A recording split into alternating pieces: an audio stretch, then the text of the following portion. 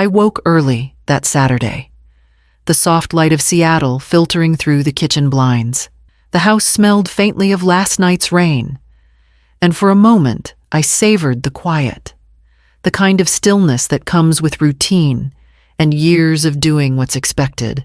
I made myself a cup of tea and thought about Lila, my only daughter, who had been working so hard in medical school. Even now, years after I retired from the hospital, I found myself wrapped up in her life, making sure she had everything she needed. It was a habit, a rhythm I had lived with for decades, and it felt natural, almost instinctive. Around 10, there was a knock at the door. Lila stood there with Gloria, her mother-in-law, both radiant and cheerful. Lila waved me over, her eyes shining with that youthful energy I could never match. "Mom, can you do us a favor?" she said, holding up a small bundle of delicate clothes. "The washer in my apartment broke, and Gloria and I are heading out for some shopping." I smiled, nodding immediately. Of course I could help. It was nothing, just a small task in a day filled with bigger things: her life, her future, her happiness. I took the clothes from her, feeling the familiar warmth that came from being needed, trusted, and relied upon. "Leave it to me," I said, pressing the bundle to my chest as they waved and headed down the street, their laughter trailing behind them. I set the clothes on the counter and began sorting them, unaware that this simple favor would mark the beginning of a day that would change everything. As I carefully sorted the clothes into delicate and regular loads, I couldn't help noticing the labels on Lila's outfit from that morning. Designer tags. Soft fabrics I knew were costly, more than a medical student's budget should allow.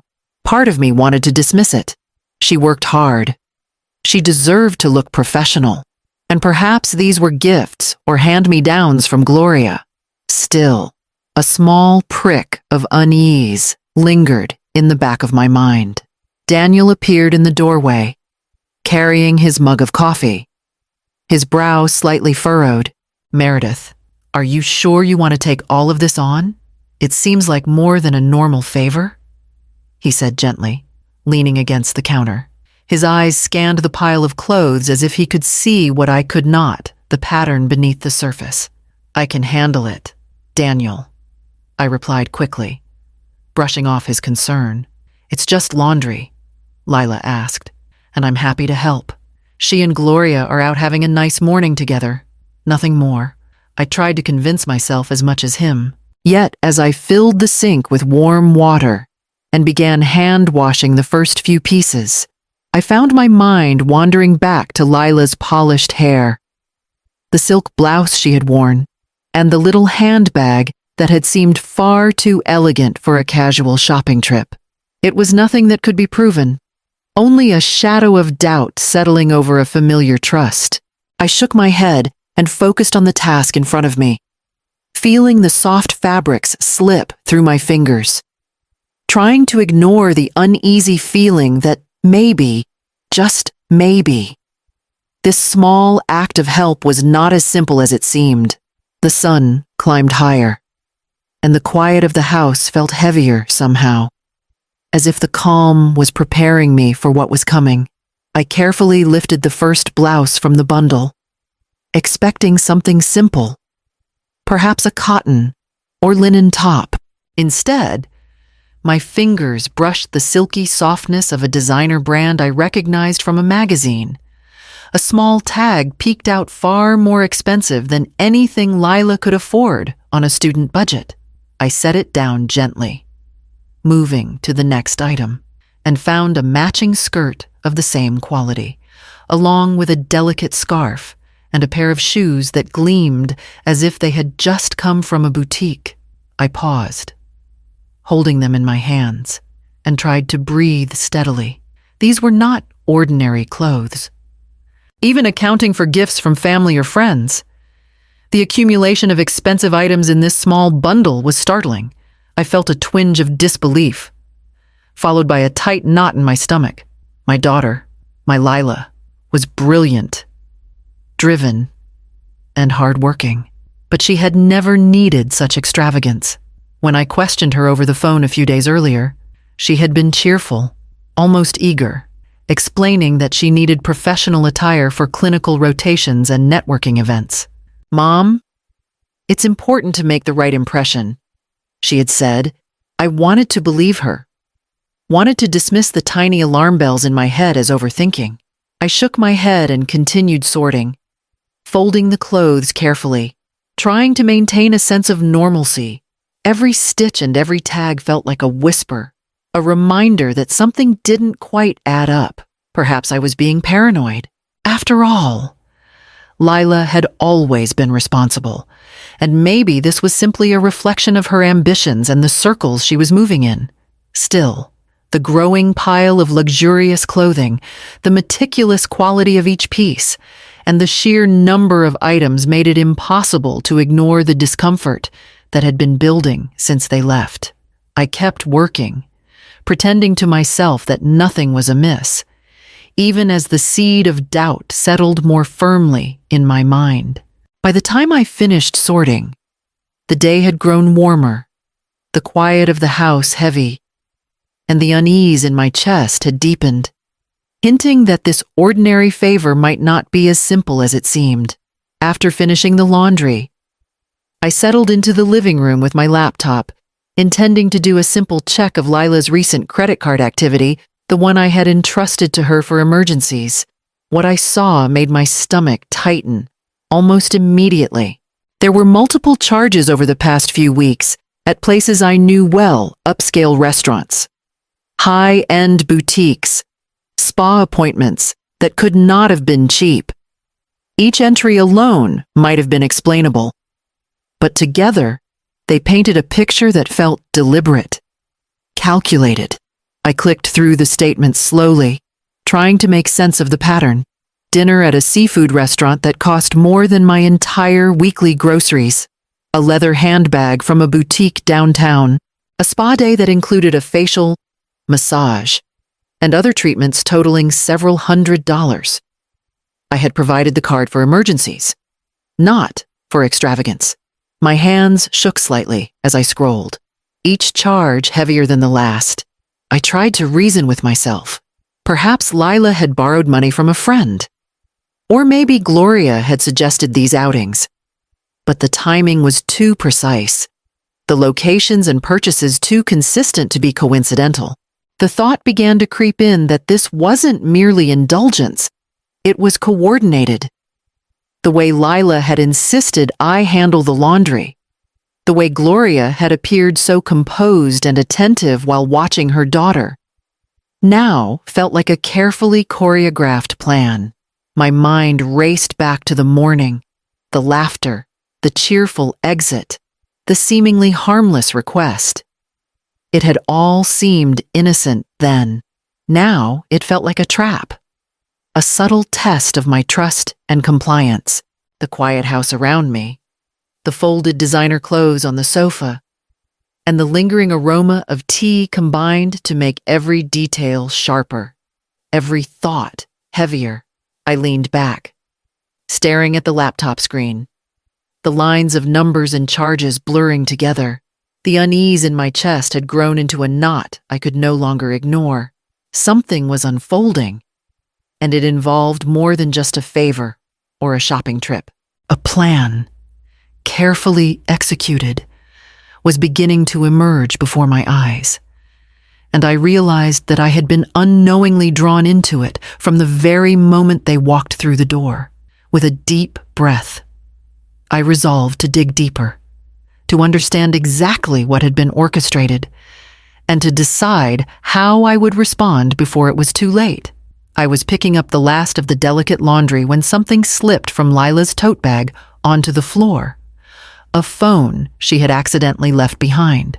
My heart beat faster as I picked it up, intending only to set it aside until she returned. But the screen was unlocked, and messages from the past few days glared back at me. Impossible to ignore. Scrolling through, my hands trembling, I found a conversation with someone named Rick. Clearly Lila's boyfriend. The messages were casual at first, but the content made my blood run cold. They were discussing how to convince me to give Lila access to my savings, how to use my trust to my disadvantage, and even plans to suggest I should sell my house for their benefit. Every line was a calculated step toward exploiting me. And the laundry favor, the very reason they had asked me to stay behind, was the first move in their plan. Shock and disbelief settled over me like a heavy fog.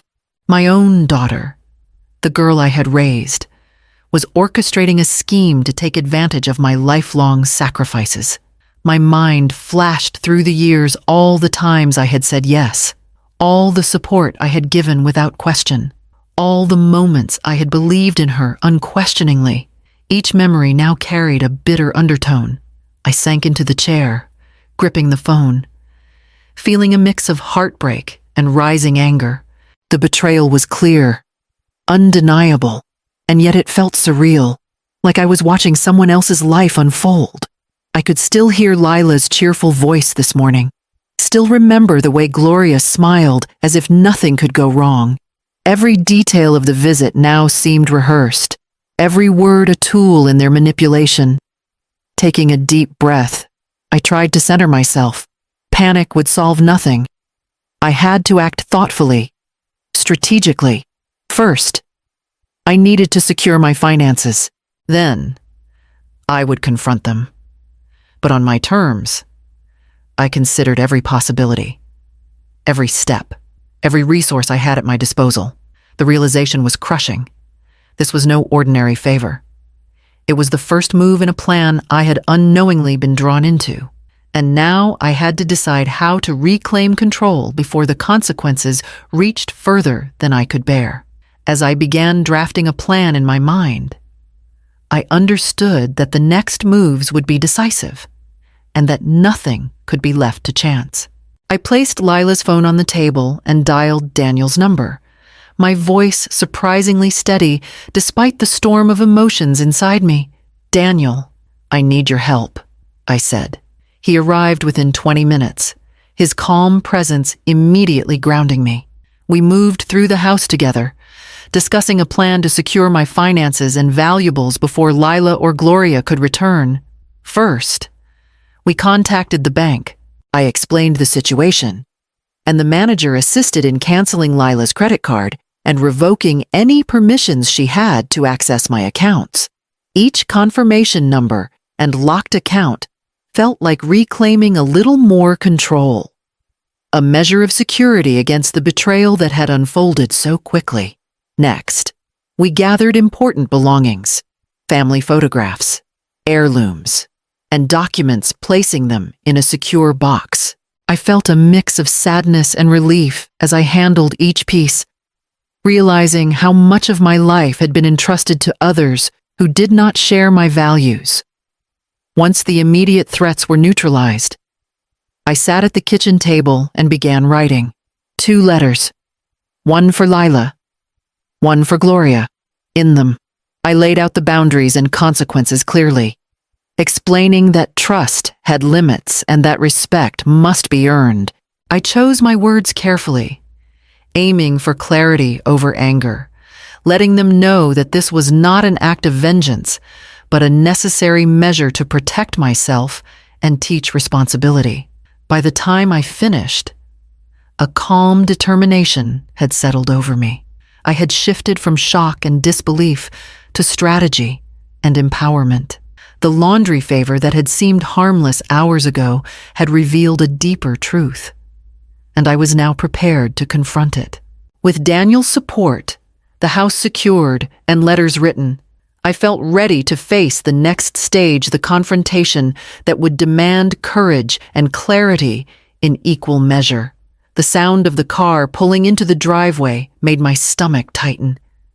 I had rehearsed this moment countless times in my mind, every word, every pause, every decision. When Lila and Gloria stepped through the door, their smiles were bright, casual, unaware of the storm waiting inside. I took a deep breath and stood in the kitchen, the letters on the table in front of me. "Lila, Gloria," I began, my voice calm but firm. We need to talk. They exchanged a glance, a flicker of unease that I had long anticipated. I picked up Lila's letter first and read aloud carefully chosen excerpts, explaining how I had discovered the plan to manipulate my finances and the home. Each word was deliberate, measured, carrying the weight of years of trust now questioned. Lila's expression shifted quickly from surprise to defensiveness. "Mom, you don't understand," she said, voice rising. "We were just trying to help plan things for the future. You're overreacting." Gloria stepped closer, her tone sweet, almost persuasive. "Meredith, surely you see we only wanted to make Lila's life easier. Isn't that what mothers do?" I held up my hand. "No. Trust is not unconditional when it is used for personal gain. The card has been canceled and permissions revoked. Access to my finances is no longer available, and you will respect the boundaries I have set." Their faces showed shock, disbelief, and a fleeting sense of guilt, but it was tempered by their attempts to manipulate the narrative. Lila tried again, softer this time.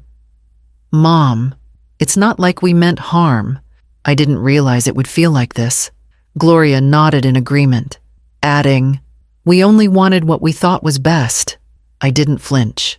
The calm in my voice and the firmness of my stance left no room for argument. Intentions do not excuse actions that betray trust. You will learn from this, or you will face the consequences. For a long moment, silence filled the room. I watched as the reality of my resolve settled over them. The recognition that the power dynamic had shifted. I knew the next steps would determine whether lessons were learned or resentment lingered, and I was prepared to see this through. As they stood there, processing the weight of the confrontation, I turned toward the letters and the secured belongings, ready to ensure that what I had built remained safe and respected. The house was quiet after Lila and Gloria left, the tension lingering in the air like a faint echo. I sat at the kitchen table, rereading the letters I had left behind, and felt a strange mix of exhaustion and relief. For the first time in decades, I had asserted myself fully, without hesitation or guilt.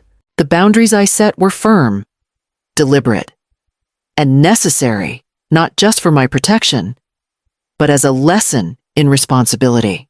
Over the following weeks, Lila began to adjust. She transferred her credits to the public university closer to home and found a part-time internship at a local clinic. For the first time, she was earning her own money, managing her own schedule, and experiencing the consequences of her choices. Each small step of independence was hard for her, but I watched from the sidelines with a quiet sense of satisfaction, knowing that the lessons I had struggled to teach were finally taking root.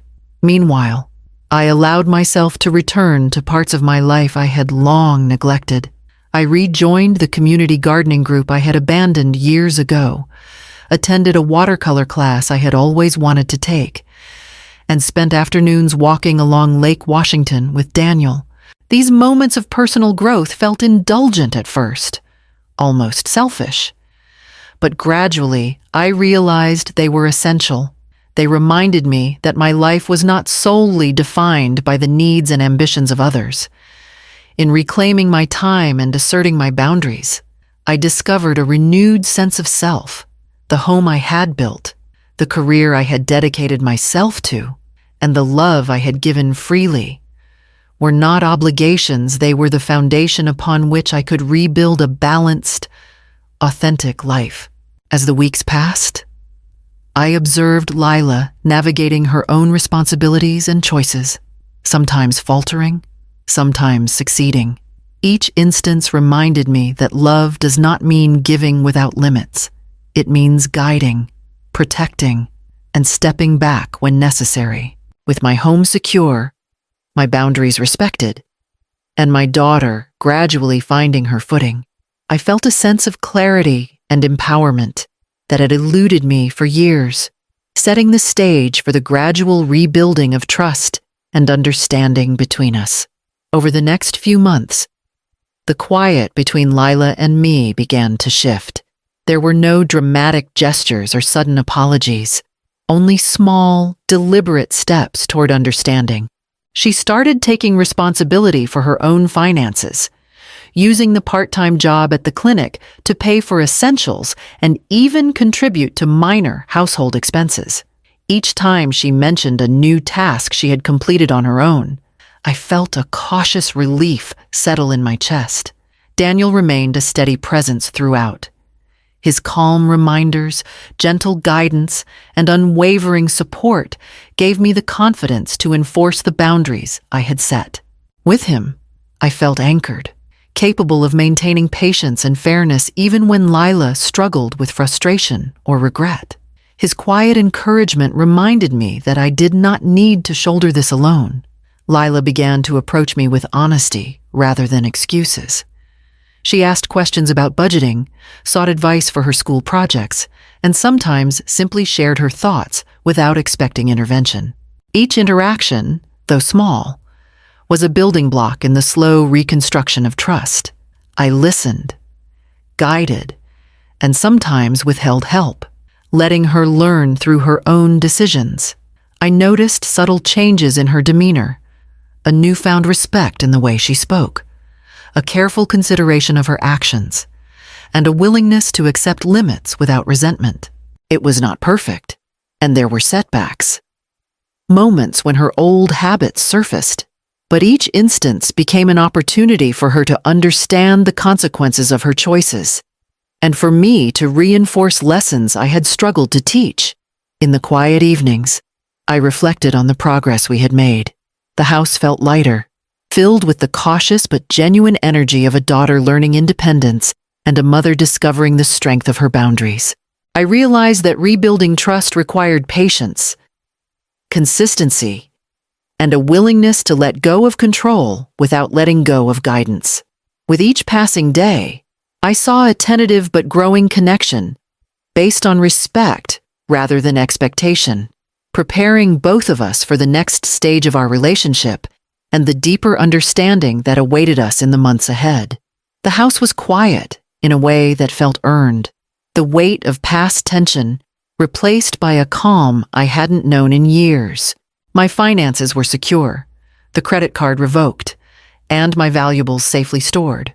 Lila had adjusted to managing her own responsibilities, and the lessons she had resisted were slowly taking hold. I watched her navigate this new independence with cautious pride, recognizing that the boundaries I had set were not punishments, but opportunities for growth. In the days that followed, I allowed myself to focus on my own life painting again, tending the garden, walking along Lake Washington with Daniel. These moments reminded me that self-respect was not selfish, that my needs mattered as much as anyone else's. The house, the memories, the years of sacrifice, all of it had led me here, to a place where I could balance love with limits, generosity with self-preservation. I thought back to the day of the laundry favor, to the shock, the betrayal, and the confrontation. It was painful, but it had revealed truths that I could no longer ignore. I realized that love requires boundaries, and that teaching responsibility is sometimes the greatest gift a parent can give. I sat by the window, the sunlight catching the edges of the living room, and felt a quiet strength I hadn't felt in decades. I had protected what mattered, upheld my dignity, and given Lila the chance to learn how to stand on her own. In that moment, I understood the full circle of what had unfolded, ready to face the future with both courage and peace.